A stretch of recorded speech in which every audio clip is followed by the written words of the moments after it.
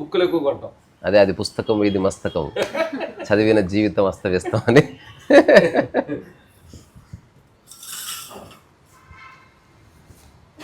ఓకేనా? బంగారం పప్పతో చేస్తా కంటే నేను పప్ప అంట. ఎందుకంటే స్టార్ట్ చేసి చేసినవా చేయలేదా? Okay start. లోడ్ కూర్చుంటే తల్లి పర్లేదా? ఉండదు, తను ఆఫ్ కెమెరా ఉండాలి. గుడ్. ప్రస్తుతం ఫ్రెండ్స్, ఈరోజు కాంతారసయ్య గారితో ఏం మాట్లాడదలుచుకోలేదు. జన్మంతా అనుకుంటారు ఇట్లాంటి మాటలు ఉండా ఒక మనిషి దగ్గర ఏం మాట్లాడాలంటే అదే కొత్త ట్విస్ట్. ఇంకోటి వచ్చి నిమిషం కూడా కాలే, వచ్చి ఇట్లా కూర్చొని మాట్లాడుతున్నాం అన్ప్రిపేర్డ్. అసలు మాట్లాడతామో లేకపోతే సోది ఉంటుందో ఉపయోగపడేది ఉంటుందో ఇర్రెలెవెంట్. కలిసాము చూసాము, అది బాగుంది. ఇందులో పెద్ద లాభ నష్టాలు లేవు, వ్యాపారం లేదు. ఇప్పుడు ఇక్కడ కలిసి ఏదో బిజినెస్ ఏ ఎక్స్పెక్టేషన్ లేదు కాబట్టి ఏది మాట్లాడినా అక్కడి నుంచి బాగానే ఉంటుంది అనుకుంటున్నాం. అట్లా అది విత్తనం బాగుంటే చెట్టు బాగుంటుంది. మా హృదయాలు బాగున్నాయి కాబట్టి మేము ఏం మాట్లాడినా అది పిచ్చున్నా మంచున్నా ఏదున్నా గుడ్. అట్లా అందుకని ఏం మాట్లాడదలుచుకోవట్లేదు, అదే మీకు ఇచ్చే గిఫ్ట్. మేము అడుగు నా బంగారం, ఏం అడుగు మమ్మల్ని. ఈ మధ్య మేము సౌందర్య లహరి పాడుతున్నాం రోజు. ఇదేంటి? అది శంకరాచార్యుల వారు రాసింది. చాలా సాహిత్యం చాలా బాగుంటుంది. అంటే పాడితే నోటికి చాలా ఎంజాయ్మెంట్ ఉంటుంది. శివశక్త్యాయుక్తో యది భవతి శక్తః ప్రభవితుం నచేదేవం దేవో నఖలు కుశలః స్పందితుమపి అతస్త్వామారాధ్యాం హరిహరభిరంచాదిభిరపి ప్రణంతుం స్తోతుం వా కథమకృత పుణ్యః ప్రభవతి తనీయాం సుంపాసుం తవ చరణ పంఖేరుహభవం విరంచి సంచిన్వన్ విరచయతి లోకాన వికలం మహత్యేనం శౌరిః కథమపి శిహస్రేణ శిరసా హరః సంక్షుద్యైనం భజతి భసితో ధూలన విధిం. లాస్ట్ది అవిద్యానామంతస్తిమిరమిహిరద్వీపనగరీ జడానాం చైతన్యస్తబకమకరందశ్రుతిచరీ. గుడ్ గుడ్ గారు మాట్లాడాడు కాబట్టి దానిలో ఒక మంచి పాయింట్ ఏమి లేదు. పాటలో శంకరాచార్యుల వారు ఏం చెప్తారంటే ఏది ఒక్కటిగా ఇక్కడ ఏది చేయలేదు, ఒక్కటిగా ఇక్కడ ఏది చేయలేదు. ఏం జరిగినా సమస్తము కలిపే చేస్తుందని గుర్తించు అని చెప్తుంది సౌందర్య లహరి. అంటే నేను జాబ్ చేస్తున్నా అట్లా కనిపిస్తున్నది, నీ జాబ్ చేయడం వెనుక సమస్త మానవజాతి ఉంది. ఈ క్షణం మీరు రామ్ లక్ష్మణ్ మాస్టర్స్ అయ్యారంటే మీ పుట్టుక, మీ తల్లిదండ్రులు, మీకున్న అవిద్య కూడా కారణం. మీరు బాగా చదువుకొని ఆక్స్ఫర్డ్లో ఉంటే అయ్యేవాళ్ళు కాదు. అట్లా మీరు అప్రయత్నం, అది మీకు ప్లస్ అయింది. రెండోది మీ స్నేహం, దాంతోపాటు మీరు బాగా ఫైట్స్ చేయడానికి ఎవరో అన్నం వండి పెట్టుంటారు. ఆ అన్నము అది ఎవరో పండించుంటారు. ఆ రైతు పండించిన ఆ పంటకి కారణభూతమైన పంచభూతాలు, ఆ బియ్యాన్ని ట్రాన్స్పోర్ట్ చేసిన లారీవాడు, తర్వాత కలుపుతున్న గంటె తయారు చేసిన స్టీల్ ఫ్యాక్టరీ వాడు, ఇట్లాంటి వాళ్ళందరూ కలిస్తే మీరు ముఖచిత్రంగా కనిపిస్తున్నారు, రామలక్ష్మణ్ కనిపిస్తున్నాం. అందుకని ఎప్పుడైతే అట్లా నేను అన్నది పోయింది చూడండి, అందుకని మనము మేము అని చెప్తే మాటి మాటికి బాగుండదు కాబట్టి వ్యవహారికమైన నేను తప్ప నిజంగా కాదు, నిజంగా నేను కాదు. నేనంటే అంతా కలిస్తే ఈ క్షణం మీరు, అంతా కలిస్తే ఈ క్షణం మీరు, అంతా కలిస్తే ఈ క్షణం నేను. సో సమస్తముతో కలిసి ఇంకో సమస్తముతో మాట్లాడుతుంది, మరొక సమస్తం వీడియో తీస్తుంది, ఇంకో సమస్తం ఫోన్ లిఫ్ట్ చేయాలి. అదే మేము కూడా అదే ఈ ధ్యానంలో కూర్చున్నప్పుడు దానికి దీనికి దగ్గరగా వస్తుంది. మేము అనుకున్నాం ఒక ఫ్లైట్లు తయారు చేస్తుంది ఎవరి కోసం, మనుషుల కోసం. కార్లు అన్ని తయారు చేస్తున్నాయి ఎవరి కోసం, మనుషుల కోసం. అట్లాగే ప్రతి ఒక రైతు పంట ఎందుకు వెళ్తున్న మనుషుల కోసం, బట్టలేదు అట్లా టోటల్గా చేంజ్ చేస్తున్నా చూస్తుంటే కాంతారా చెప్పిన దాంట్లో ఎన్ని చేయించేస్తామో పడుతుంది. ఏంటంటే నా కోసం మొదలయ్యి అది ఇస్మానికి వెళ్తుంది. ఫస్ట్ నాతో నా కోసం చేస్తాడు. మీరు ఒక ఫింగర్ ఇట్లా అన్నా సమస్త విశ్వమే అట్లా అనేలా అవకాశాన్ని ఇచ్చింది తప్ప మనం ఏంటూ ఏమీ లేదు. ఇది తెలుసుకుంటే ఈగో లేదు. ఇప్పుడు చూసారా ఈ విషయం, ఇది తెలుసుకోవడానికి ధ్యానం అక్కర్లేదు, కళ్ళు మూసుకొని కూర్చొని అవసరం లేదు. ఎందుకు?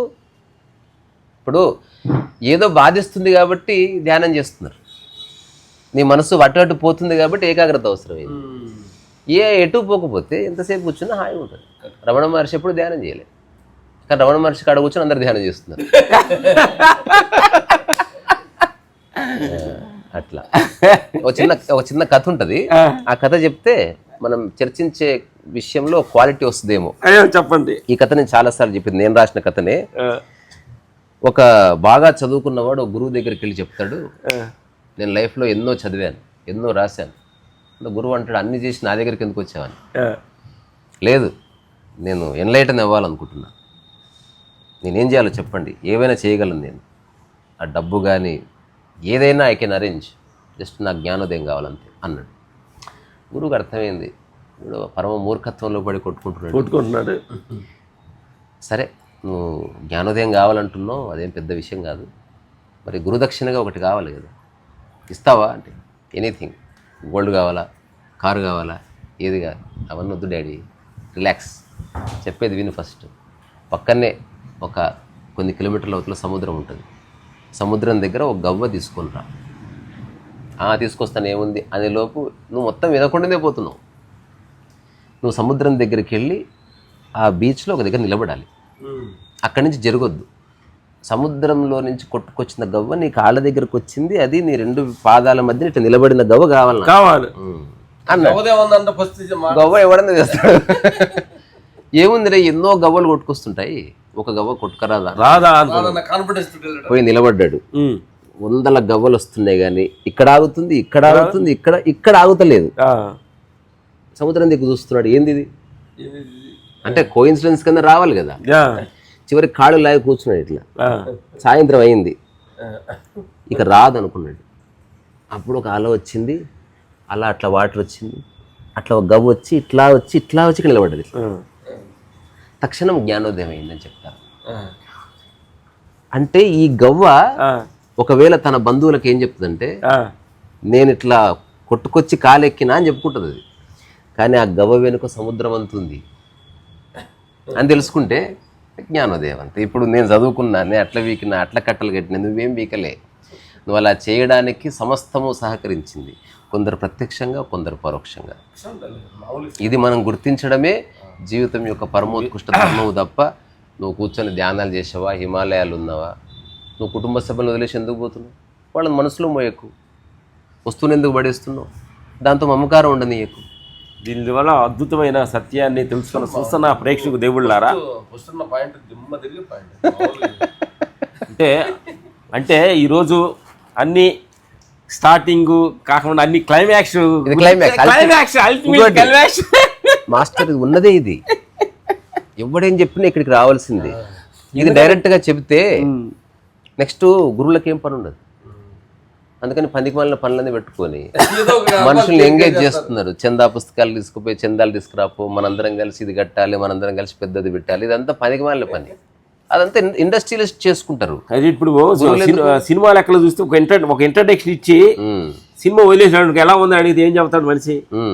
ఒక ఇంటర్వ్యూ బ్యాంక్ ఇచ్చి ఎలా ఉందంటే ఏం చెబుతాడు, క్లైమాక్స్ చూస్తేనే ఈ సినిమా ఫినిషింగ్ అని చెప్పడానికి తెలుస్తుంది.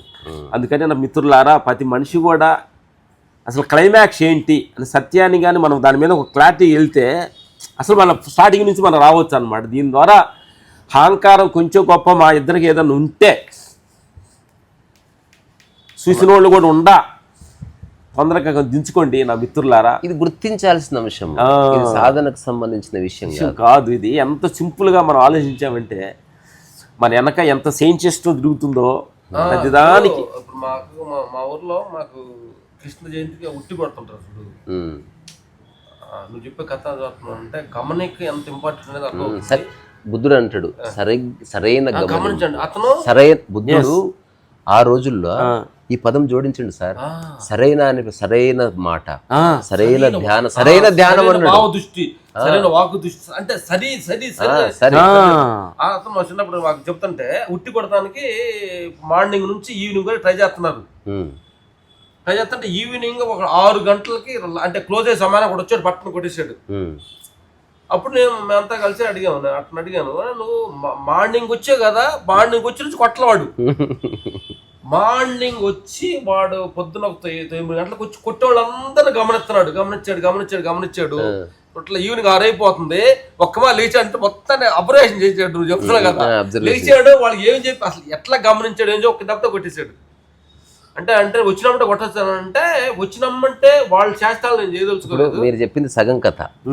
కొట్టాడో కొట్టలేదు కాదు మన డిస్కషన్. కొట్టి నేనే కొట్టినా అని అనుకోకూడదు. ఇది మన కథ. అది ఓకే అంటే అబ్జర్వేషన్స్ అది ఐ అండర్స్టాండ్. మన డిస్కషన్ ఏంది, స్పిరిచువల్ కాంటెక్స్ట్ లో వాడు కొడితే నేను కొట్టలేదని బాధపడ్డా వాడు అజ్ఞానంలో ఉన్నట్టు, కొట్టానన్నా వాడు అజ్ఞానంలో ఉన్నట్టు. అదే వాడి ఇష్టం. ఇప్పుడు నేను కొట్టగలను, నాకు కాళ్ళు లేవు, మరి నాకు ఆ స్థాయి లేదు, నాకు తెలుసు, అబ్జర్వేషన్ చేశాను, బట్ నాకు కాళ్ళు లేవు, ఏం చేస్తాను? అప్పుడు నేను లోపల బాధపడ్డాను అనుకో, విజ్ఞానం. సో మనం ఏం జరిగినా దేనికి బాధపడాల్సిన సిచ్యువేషన్స్ లేదు అనే బయట కొట్టేస్తున్నాయి. ఇక్కడ కేసు కొట్టేయండి, కేసు కొట్టేయబడ్డది మరి అంతే కదా. అలా నా మిత్రులారా చూడండి, ఇప్పుడు ఇది ఆత్మనే కోర్టుకి సాక్షులకి 2 జడ్జిస్ ఉన్నారు. మేమిద్దరం చూస్తుంటే వాళ్ళు పెద్ద 6 అడుగులు మనుషులు అన్నమాట. వాళ్ళని చూసి భయపడతాం మేము. వాళ్ళని చూసి మీటింగ్లు చెప్పడానికి వెళ్తుంటాము, మీరు బాగానే చెప్తున్నారంటే దాని ఆచరణకు వచ్చేటప్పటికి మా వల్ల కావట్లేదు అని అంటారు. అంటే ఎట్టుందంటే ఇప్పుడు ఆచరణ కూడా మీరే చూపించండి అనేది వాళ్ళ అభిప్రాయం. అవును, ఇక్కడ దీనికి ఏం పాయింట్ చెబుతాం? దానికి మొత్తం 2 ఉన్నాయి సార్. మనిషిని నిజంగా కాపాడేవి డబ్బు కాదు, పేరు ప్రఖ్యాతులు కాదు, పరపతి కాదు, ఏమీ కాదు. ఇది అందరి అనుభవం కూడా. 2 కాపాడుతాయి అని చెప్తారు అనమాట. ఒకటి సరైన ఎరుక, రెండోది సరైన అవగాహన.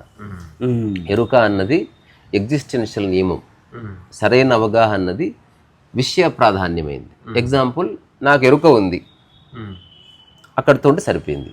కానీ డ్రైవ్ చేస్తున్నప్పుడు దాని పట్ల సరైన ఎరుక ఉండాలి, సరైన అవగాహన కూడా ఉంటే బతుకుతాం.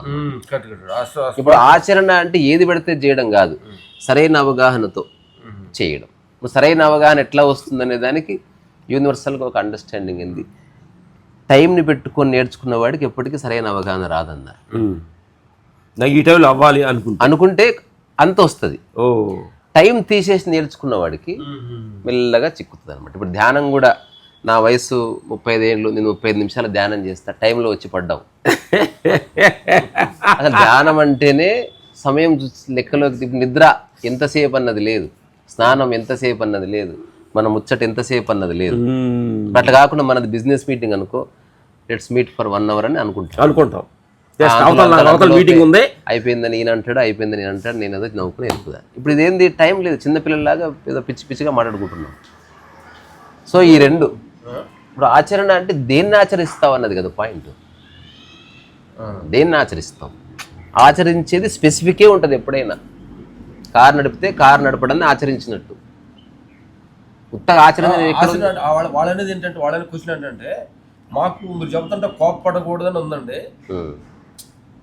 తెలియకుండా అది ఇంపాసిబుల్ సార్, పోదు అది. అంత ఊరికే సూపర్ఫిషియల్గా మాట్లాడడం కాదు. రమణ మహర్షి అరుణాచలంలో తన గదిలో ఉండి చదువుకుంటాడంట. అప్పుడే కంచి పరమాచార్య, ఆయన చాలా చంద్రశేఖరేంద్ర సరస్వతి కాలినడకనే తిరిగాడు. ఆయన ఎక్కడ అసలు వెహికల్ ఎక్కలే, 100 ఏళ్ళు బతికాడని, నడిచే దేవుడు అని పేరు.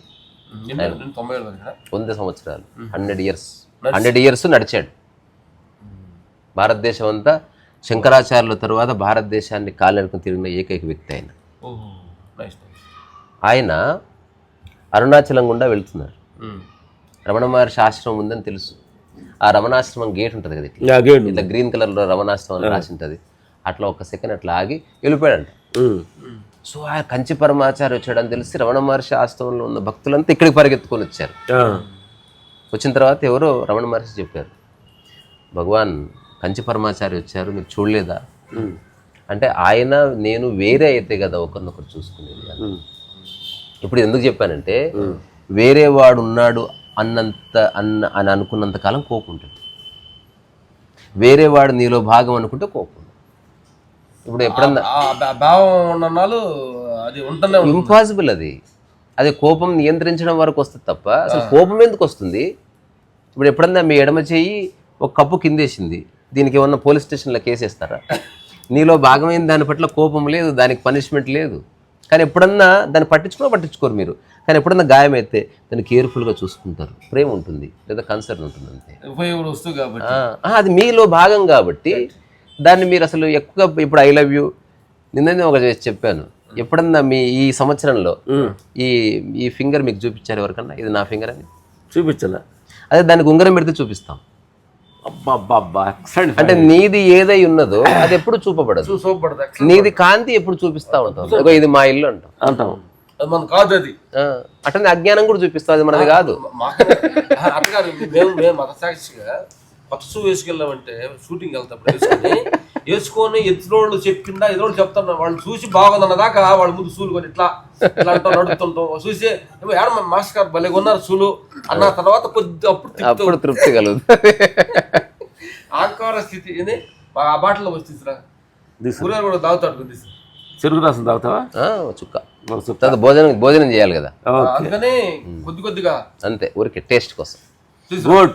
చూస్తున్నా నా ప్రేక్షకు దేవుళ్ళారా, ఈ సీన్ ఎపిసోడ్ ఫినిష్ అవుతుంది.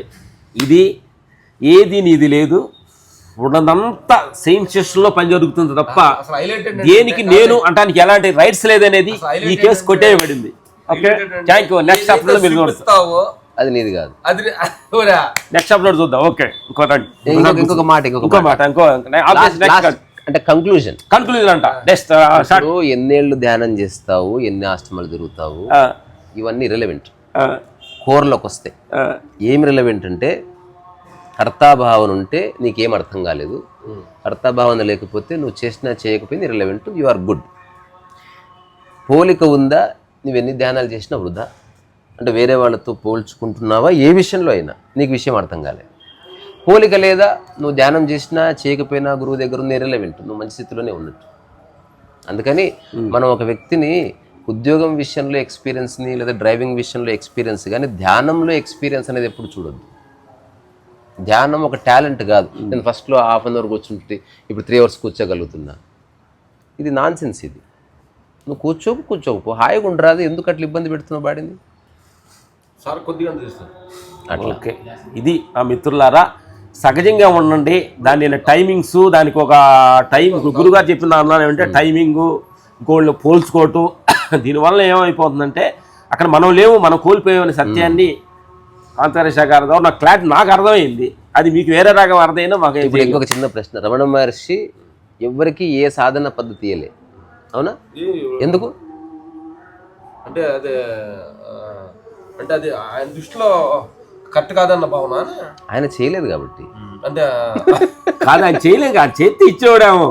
ఎవరెవరు చేశారో వాడు అంటగట్టవలసిందే. సాధనకు అతీతం, హాయిగా ఉండటానికి సాధన ఎందుకు? చివరి ప్రశ్న, విషం తాగితే చచ్చిపోతామని తెలుసుకోవడానికి ఏ సాధన చేయాలి? గుర్తిస్తావు, ఎవడో చచ్చాడు విషం తాగి ఇంకా నువ్వు ముట్టుకో లైఫ్లా. అట్లా నాది అనుకుంటే బాధ ఉంది అని తెలుసుకోవడానికి సాధన ఎందుకు? అవసరమే లేదు.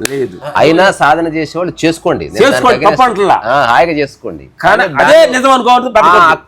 అక్కడ ఆన్సర్ లేదు, అక్కడ ఆన్సర్ లేదు. Good, bye. మరి బాయ్. తదుపరి భాగంలో మీకు కలుస్తారండి.